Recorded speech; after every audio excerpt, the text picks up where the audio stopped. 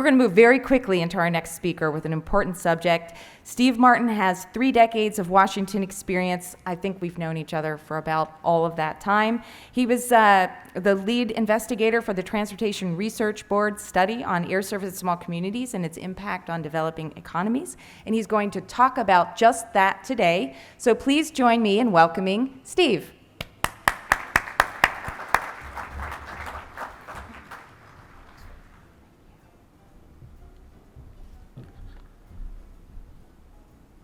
Well, good morning, everybody. I know that there's still a crowd in the back, and I certainly understand that this is going to be a little different, but I hope it's going to be engaging for a lot of you. I do want to thank Faye, I want to thank RAA, and all the member airlines for inviting me here. We really appreciate this. I'm going to talk about how air service contributes to regional economic development. The senator mentioned it, the panel earlier today mentioned it, and the panel that's going to come after me is going to talk a lot about it. I think this is one of those topics that is fundamental to everything that you guys do, and it's fundamental to air service in the country. One of the things that people generally get is that, yeah, air service does contribute to economic development.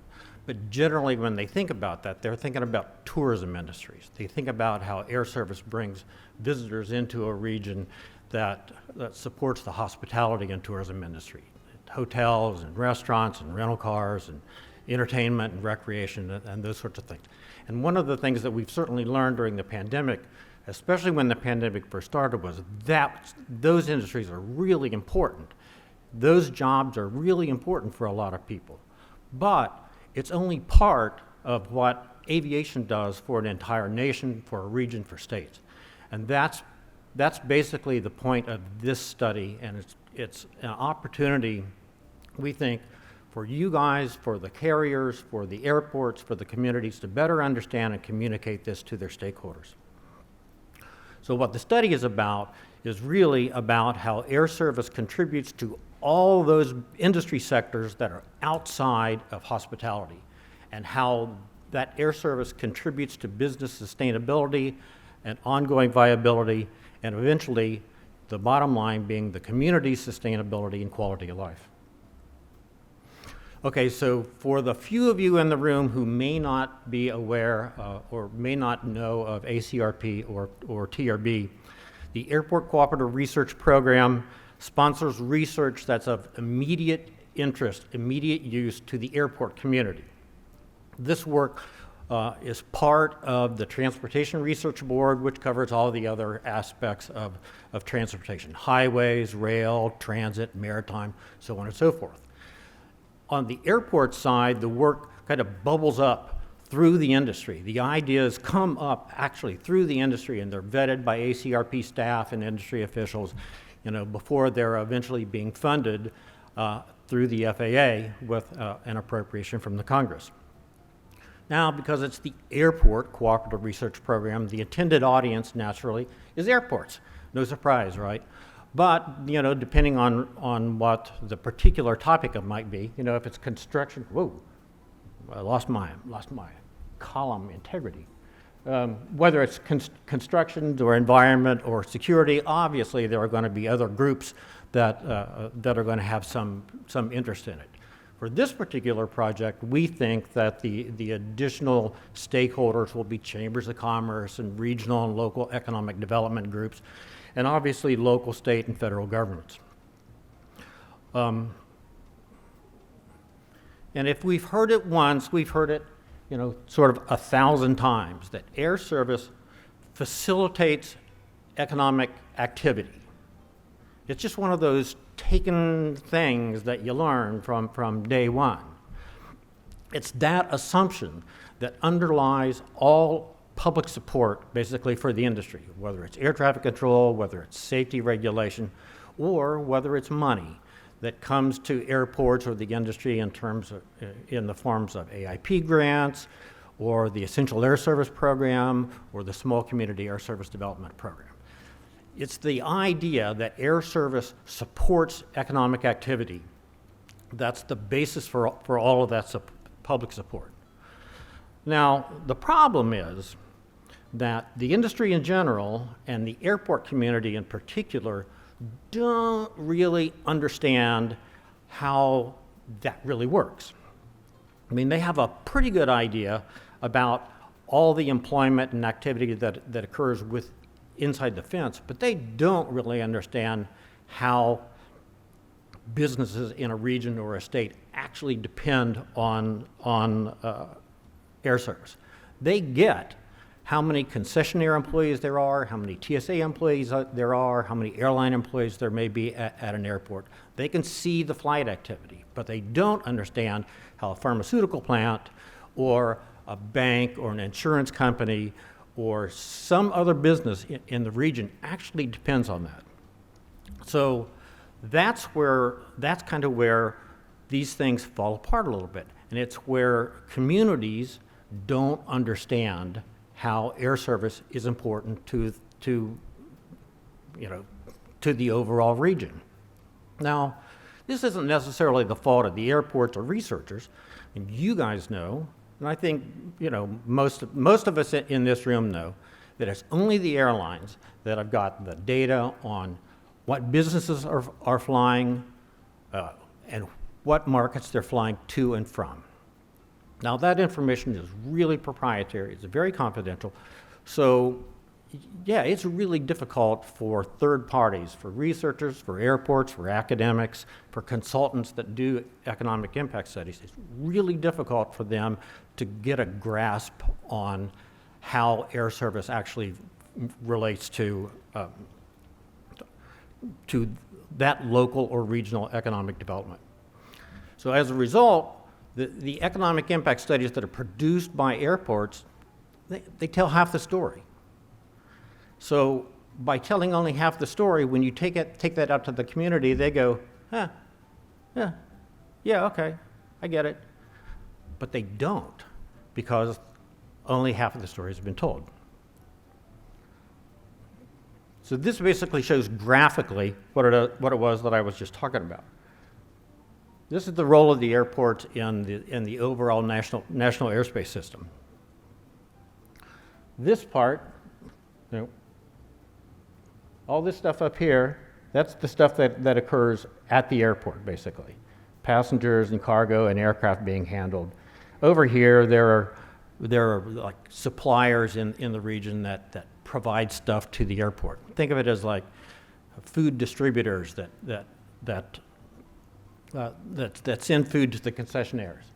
This is what's captured in traditional economic impact studies. It's all the stuff that happens inside the fence, with a nod to inbound tourism and how that supports hospitality industries. And this is what's not captured. It's all of this other stuff. It's how businesses, manufacturing, real estate, finance, IT, pharmaceuticals, it's all those other businesses that need aviation. This is another way of looking at it. Now, when I said that nobody really has a great idea on what businesses are flying, that's true because only the airlines have those contracts. But we do know that there is some information that's available to give you some insights. The Bureau of Economic Analysis in the Department of Commerce has tremendous amount of data and a tremendous amount of models that explain how the national and regional economies work. They have what are called input-output tables that basically describe how all the output that's produced in the country or within a region is made, and then how it's used. It's basically all the components that go, all the building blocks that go into final output. And they know who uses it and kind of how it's used. This is what's called basically the make and use tables. It's kind of like understanding that computer chips, aren't an end in and of themselves, but they are intermediate input and absolutely critical for your car that we all have learned about in the last couple of years, and for your phones, and for your laptops, and for every other thing, including your smart refrigerator, right? So that's an intermediate product. In the air service industry, no surprise, half of travel is basically personal travel. That's people that are going from Boise to Charleston, South Carolina to have some shrimp and grits and to see the beautiful homes. It's people that are traveling from El Paso, nod to Senator Cruz, from El Paso to Bend, Oregon, to visit the grandkids. It's personal travel. We all do it. What people don't understand is that basically a third of all travel is business travel. You guys probably have a pretty good idea of that, but according to BEA, really, it's a third of travel. And of that third, 25% are in finance, insurance, real estate, and another 13% are in what's called professional, scientific, and technical services, PST. What that generally includes is like accounting, engineering, architecture, consulting, pharmaceuticals, all those types of industries, those industry sectors absolutely need air service as part of their intermediate product. For those industries that we'll call aviation-dependent industries, air travel on your carriers and on the big carriers and on international carriers, air travel is a critical component. It is as important to them as flour and sugar and water might be to a bakery. As important as that is to bread and baked goods. You can't have one kind of without the other. So that gets us basically to like, what is this project that we were doing? And this basically lays out what the project objectives were: to help airports and their communities better understand, measure, and communicate the value of air service to regional economic development. You can kind of see here what's involved in it. I do want to point out two things that the project is not. One, we did not produce a giant model that every region or airport could use to estimate their total impact. It was way beyond the scope of the budget, way beyond what ACRP wanted us to do. And the second thing, regrettably, is that we could not take into account the effects of the pandemic. The project was funded out of 2019 money and started in 2020. We asked ACRP if they could possibly delay this, if they could stretch it out some way so that we could begin getting data for 2020 or 2021, and they said no. We had to use, the latest data that we could possibly use was 2019 data. So we understand that there's certain limitations that's attached to it. But we could also go back as far as we wanted. So we went back to basically 2008 so that we could see the effects of the downturn that followed the Great Recession and the recovery that followed after that. So I think there are going to be some lessons that we're going to see from that downturn and recovery. So how do we go about doing this? Yeah, I mean, there are 402 public service primary airports in the U.S. according to the FAA. How do you possibly model, something that all 402 airports can use? Well, you can't really. As we've all heard again 1,000 times, if you've seen an airport, you've seen an airport. So what ACRP wanted us to do, and what we think is a good way to go about it, is to develop case studies and do as many case studies as we possibly could so that any airport could say, we're kind of like that.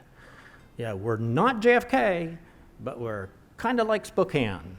Or we're not SFO, but we're kind of like Des Moines. So the team went through 15 years of data and looked at changes in air service over the entire period and the nature of the air service, whether it was international or domestic, whether the airport was a large or small or a non-hub, whether there were multiple airports that served a region like DC or Chicago or New York or so on and so forth, or whether an airport is in a shadow of another bigger airport like Sonoma County, Santa Rosa, California, how close it is to Oakland and SFO. These all present certain opportunities for some airports to go, yeah, we're kind of like that. We're more like that than we are these other things. So there are going to be some lessons that they could pull from that. The other thing that we then did was look at every statistical area in the country, MSAs and CSAs, and look at how their economy functioned, whether there were particular economic strengths, finance, pharmaceuticals, so on and so forth, and how employment and population has changed over time. Then throw all that stuff basically into the big basket, stir it all up, and come up with a giant matrix of all the airports that fit into these different cells. Working with ACRP, we ended up with 15 case studies that you can kind of see here. What's important, I think, for this audience in particular, and for the panel that's going to follow us, is that over half of these are small and non-hubs. And I had 2 non-hub members on my review committee. They were really adamant that we wanted to make sure that we got small communities involved in this. And personally, my background, as Faye's known for, my background for 30 years, I've done a lot of work in small communities over the last couple of decades. I think it's really important that people understand the value of air service to those communities. So we're really happy to include these. So what I'm going to do in my remaining time is just show you, I'm going to give you a couple of basics that I'm going to use medium and large hubs for, and then I'm going to talk about a couple of non-hubs just for examples. So first is this relationship between air service and employment. Now, what I'm showing here, and what we all know, I think, is that air service is really highly correlated with employment. Now, I know, you know from your college statistics classes that correlation does not mean causation. And we did not attempt to go back and recreate the ball here. But I can tell you that almost all of the solid academic work that's been done over the last couple of decades is unanimous in showing that air service, increasing air service leads to, contributes to more employment growth in a region. It's not vice versa. There may be some of it. Certainly it's, things aren't black and white. It's not one or the other. But in fact, increasing air service leads to more employment growth. Now, if you don't want to believe me in just this assertion right now, I understand that. You don't know me. But I can tell you that the report has got a lot of background information and a lot of description of the academic research. And as Casey Stengel was famous for saying, you can look it up. It's in the reports. You can see the links. You can see how the research actually works. So just as an example here, I've got changes in air service and aviation-dependent employment at San Diego. Again, the aviation-dependent being those fire, PST, manufacturing, IT jobs. Just those. That employment, as you can see, as O&D increased, employment increased. And by the way, we use O&D, we don't use employment. The hubs will distort total passenger activity based on connecting traffic, so on and so forth. We use O&D because it's the best immediately available measure of true demand at in that particular market. So, yeah, the dots move up, the line moves up, O&D moves with employment. The other thing that we want to show is how changes in air service affect connectivity. By connectivity, what we mean is the ability to reach global markets from any one particular destination in a relatively short period of time. Yeah, we're not talking about walking across the Great Plains as part of the Oregon Trail. Sure, you could connect St. Louis to Portland by walking, but that's not really connectivity. We're talking about how air service allows people to move from Spokane to Frankfurt, Germany on a one-stop, right? Or from Wolf Point, Montana to Gulfport, Mississippi, maybe with 2 stops. It's that connectivity, and this is measured by a couple of different ways. This happens to be one of the measures that IATA uses. And this shows the connectivity, how connectivity changed at Raleigh-Durham, at RDU. Again, you can see with the dip in the line, that's what happened across the country, basically following the 2008 Great Recession, when the industry retrenched and the industry consolidated. The hubs at Cincinnati and Memphis and St. Louis disappeared. Skybus came and went. Remember them? But once we got to about 2010, 2012, connectivity has improved greatly. And this kind of shows how it happened at RDU. So having done that now, let me quickly give you a couple of examples of small communities and how changing air service has contributed to employment growth there. Fresno, California. Fresno's in the middle of the Central Valley. It serves that giant agricultural area. It is the nearest airport for most of the valley. Their nearest competitors are at least 160 miles away, whether it's Sacramento, Oakland, SFO, LAX, and so on and so forth. If you live in the Central Valley, Fresno is your airport. To the south, Bakersfield, but that's a smaller facility. We included Fresno because it doesn't have a lot of aviation-dependent businesses. We included Fresno because it's agriculture. We included Fresno because the population has grown over time. The second one is Greensboro, North Carolina, in the Piedmont area of central North Carolina. And this is a part of the country that used to be tobacco and furniture. Now it's manufacturing and education. And for this audience, you probably know that Greensboro is also the base for HondaJet and for the new Boom supersonic manufacturing facility. Things are different in Greensboro than the way they were 40 years ago. It's included because it's got a really strong base in transportation and logistics, but it's in the shadow of Charlotte Douglas and Raleigh-Durham. Then there's Des Moines. Des Moines' got a population of under 1 million, but its population and employment is growing faster than any place else in Iowa. It also has more insurance employment per capita than any place else in the country, and it has a very strong finance base. So we included it for that reason, and because it's kind of in the middle of the Midwest. It's not close to any other big hubs.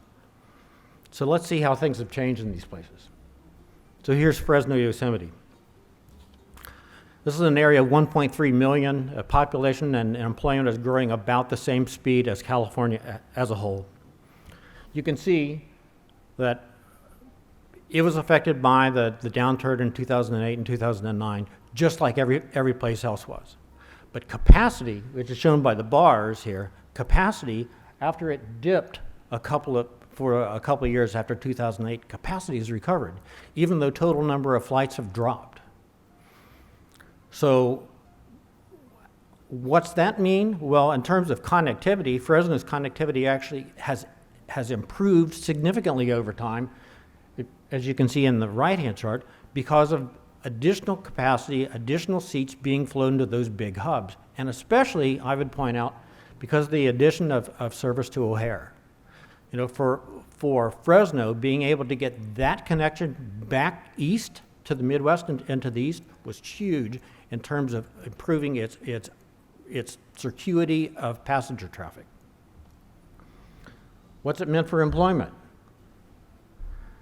This shows the changes in O&D and the changes in employment. Now, again, this is not aviation-dependent employment. This is all employment. As air service has improved, as air service has grown, the regional economy has grown. So it's not a tremendous correlation coefficient, but that's pretty high. That's really pretty high. Here's Greensboro, Piedmont.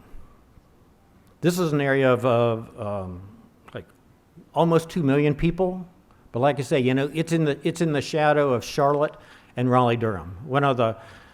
We had a professor from UNC Greensboro on my research team, and you know, he basically says, you know, they drive to RDU to fly because they've got Southwest and because they've got so many more flight destinations. Greensboro's traffic collapsed, you know, not only because of the consolidation in the industry in 2007 or 2008 when they lost service to Cincinnati and Memphis, but also because they had Skybus, and Skybus failed in 2008. So that explains why there's that big drop in from 2008 to 2009.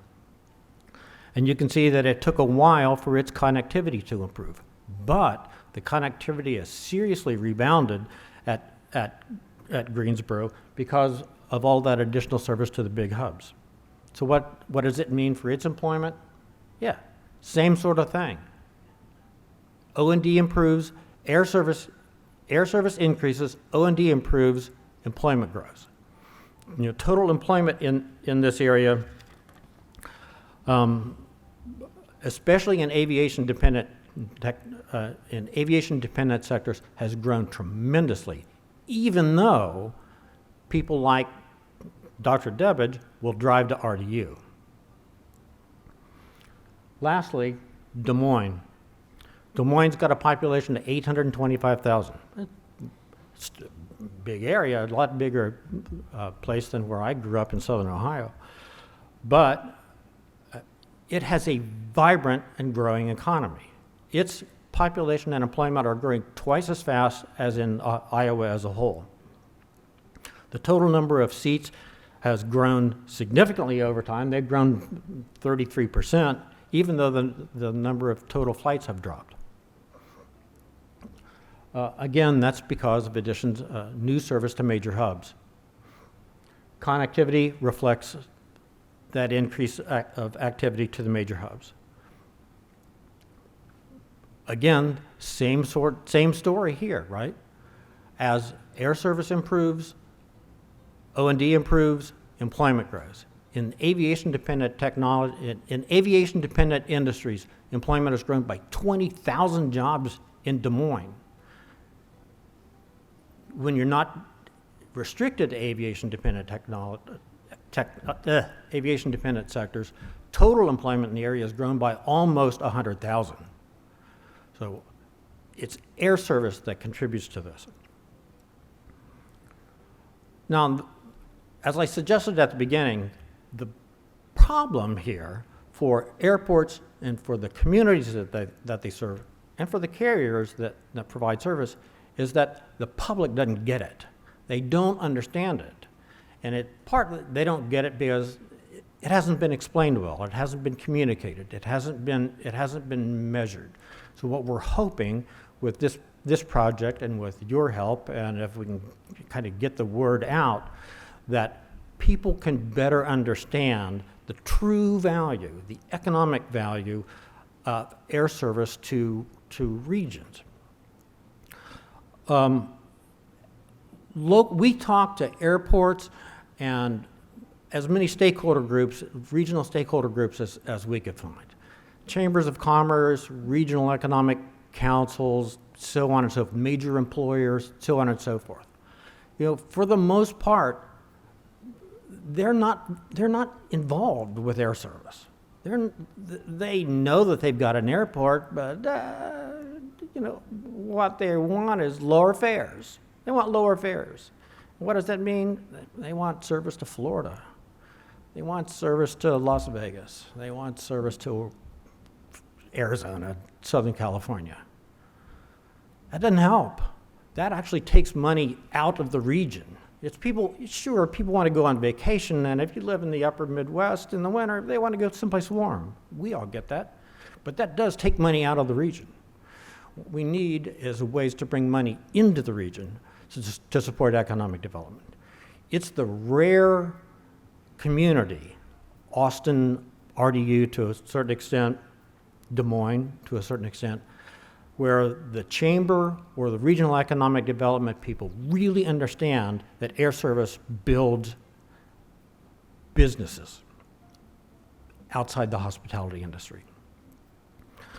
So what we're hoping here is that with this product and by helping airports and communities understand the nexus between air service and economic development, that we can better generate support from those economic development groups and from local, state, and federal government, that air service really does matter when it comes to business enterprises outside of hospitality. It creates business diversity. It creates sustainability. It improves quality of life. That's what I think is the opportunity to get this across here. So these are the products that are generally associated with it. There are links in the presentation that I'm sure Faye will get to you if you'd like. There's a giant paper over there that's the guidebook. This is all available on the web. There's a website that we think most people will use with links to everything. And there's all these case studies, pages and pages and pages. There's 250 pages worth of case studies. Nobody wants to read that except for me, and I've read it too many times now. So there's multiple ways to get this out. I hope that some of you will take a look at this. So thank you for your attention. That's the link to the website and to the projects. And I think I'm done. What do you think? Sure. I already got.